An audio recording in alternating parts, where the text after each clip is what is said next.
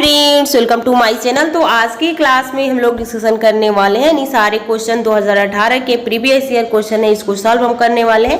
तो आप लोग यहाँ पे देखिएगा कि कितने क्वेश्चन आपके सही हो रहे हैं। तो ये आप देख सकते हैं सीडीपी का है। तो हम लोग साइंस के क्वेश्चन है यहाँ पे करने वाले हैं। हम लोग जब नेक्स्ट क्लास कर रहे थे तो ये सारे साइंस में चल चुके थे। तो आज हम लोग यहाँ से स्टार्ट करने वाले हैं 81 से। तो पहला क्वेश्चन इसमें देखिए आज के क्लास का, विज्ञान में रचनात्मक आकलन क्यों महत्वपूर्ण है? यह लेना आसान है, यह शिक्षार्थियों में वैज्ञानिक दृष्टिकोण का विकास में सहायक है, यह निदानात्मक है, यह विज्ञान, आगे देखिए, विज्ञान को अच्छे प्रकार से समझने में सहायक है। तो यहाँ पे आपका सही हो जाता है कि विज्ञान में रचनात्मक आकलन क्यों महत्वपूर्ण है, क्योंकि हम बच्चे की कमियों को जानेंगे और फिर उसका निदान कर सकेंगे। रचनात्मक आकलन का मतलब ही क्या होता है? फॉर्मेटिव असिस्टमेंट का, असिस्मेंट का। जब एक शिक्षक क्लास में पढ़ा रहा होता है तो जब टॉपिक को पढ़ा लेता है तो बच्चों से पूछता है कि अगर तुम्हें कहीं पे समझ में नहीं आया हो तो पूछ सकते हो। तो बच्चा को जब ऐसे आकलन हम करेंगे या खुद जो शिक्षक होते हैं क्वेश्चन बच्चे से पूछते हैं, बच्चे को क्वेश्चन का आंसर नहीं पता होता है तो फिर वो बच्चे के क्वेश्चन के उत्तर तो बताते हैं, फिर उसको जो थ्योरी होता है उसको एक बार रिवाइज करा देते हैं जिससे वो निदान उसका कर देते हैं। अगला क्वेश्चन देखिए, विद्यालय में विज्ञान मेले का आयोजन क्यों किया जाता है? तो शिक्षार्थियों को विज्ञान में उच्च शिक्षा प्रदान शिक्षा के लिए तैयार करने के लिए, शिक्षार्थियों को उनकी परीक्षा में अच्छे अंक प्राप्त करने में सहायक करने के लिए, शिक्षार्थियों में विज्ञान में सृजन एवं प्रयोग करने की क्षमताओं को विकास करने के लिए। अगला ऑप्शन है शिक्षार्थियों को उनके प्रदर्शन के आधार पर मूल्यांकन करने के लिए। तो सही ऑप्शन यहाँ पे आपका हो जाता है आपका सी, यानी तीसरा। अगला क्वेश्चन देखिए, अगला क्वेश्चन क्या है?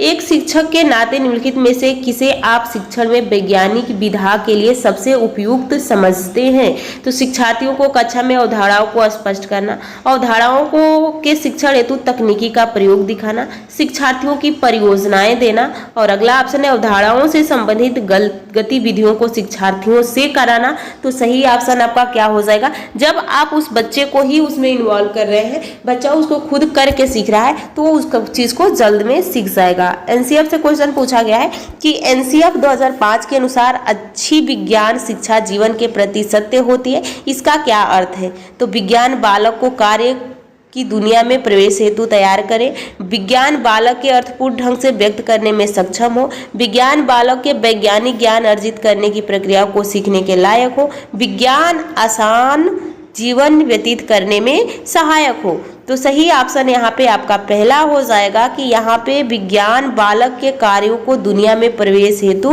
तैयार करे। अगला क्वेश्चन देखिए, अगला क्वेश्चन क्या है? अगला क्वेश्चन है यहाँ पे, निम्नलिखित में से कौन सा वैज्ञानिक दृष्टिकोण का गुण नहीं है? तो खुला मस्तिष्क ये है, अधिक सीखने की उत्सुकता है, यहाँ पे समस्याओं के प्रति व्यवहार और वस्तुनिष्ठ भी है, लेकिन कठिन कार्य नहीं है, हार्ड वर्क ये नहीं है। तो यही आपका सही हो जाएगा। अगला क्वेश्चन देखिए, अगला क्वेश्चन क्या है? हरी कक्षा 6 के शिक्षार्थी को घूर्णन गति पढ़ाना चाहता है, निम्नलिखित में से कौन सी सबसे अच्छी विधा होगी? तो चर्चा करेगा, क्या जाएगा? बस घूर्णन के बारे में बता देगा तो क्लास 6 के बच्चे जान जाएंगे? नहीं जानेंगे। तो चर्चा तो केवल करेंगे नहीं। गतिविधि आधारित शिक्षण, हाँ ये करेंगे।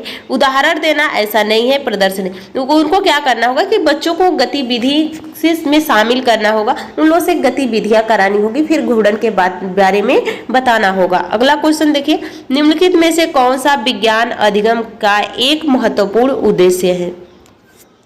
ऑप्शन यहाँ पे पहला है विज्ञान का ज्ञान अर्जित करना, विज्ञान की विषय वस्तु की जानकारी एकत्रित करना, अध्ययनकर्ताओं में ईमानदारी, अखंडता और सहयोग के मूल्य की प्राप्ति करना। अगला है अपने सहपाठियों को विज्ञान का ज्ञान अर्जित करने में सहायता करना। तो इसका सही ऑप्शन आपका तीसरा हो जाएगा। अगला क्वेश्चन देखिए, अगला क्वेश्चन क्या है? विज्ञान के मूल्यांकन में सतत एवं समग्र मूल्यांकन का अर्थ है? तो अंतिम एवं रचनात्मक मूल्यांकन बिल्कुल नहीं, अधिक आवर्ती जांच और परीक्षा, अधिगम के आकलन हेतु सामान्य गतिविधियां और अभ्यास, विज्ञान के सभी पहलुओं का मूल्यांकन।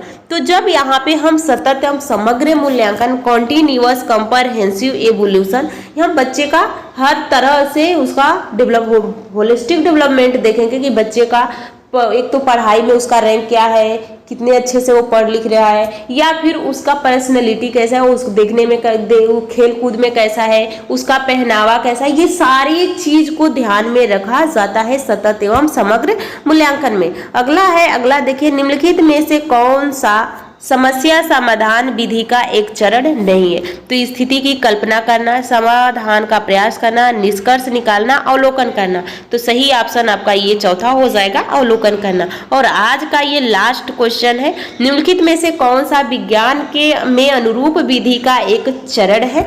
तो देखिए, समानताओं का चित्रण, अमूर्तता का प्रस्तुतिकरण, अवधारणाओं को एक दूसरे से जोड़ना और उपयोग करना। तो सही ऑप्शन आपका पहला हो जाएगा। तो ये आपके क्वेश्चन थे जो 2018 के साइंस में पूछे गए थे। टोटल 30 क्वेश्चन थे, जिसको हमने 3 क्लासेस में 10-10 क्वेश्चन करके किया हुआ है। तो सारे क्वेश्चन आप लोग जरूर देखिएगा, और आप लोग को कितने क्वेश्चन इसमें से आप सही कर पाए हैं आप लोग कमेंट जरूर कीजिएगा। बाकी जितने भी प्रीवियस ईयर के क्वेश्चन है, सारे क्वेश्चन आपको यहीं पे कराए जाएंगे। तो आप लोग क्लास से जुड़े रहिएगा, चैनल पे बने रहिएगा। तो चलिए हम लोग नेक्स्ट क्लास में बहुत जल्द मिलेंगे।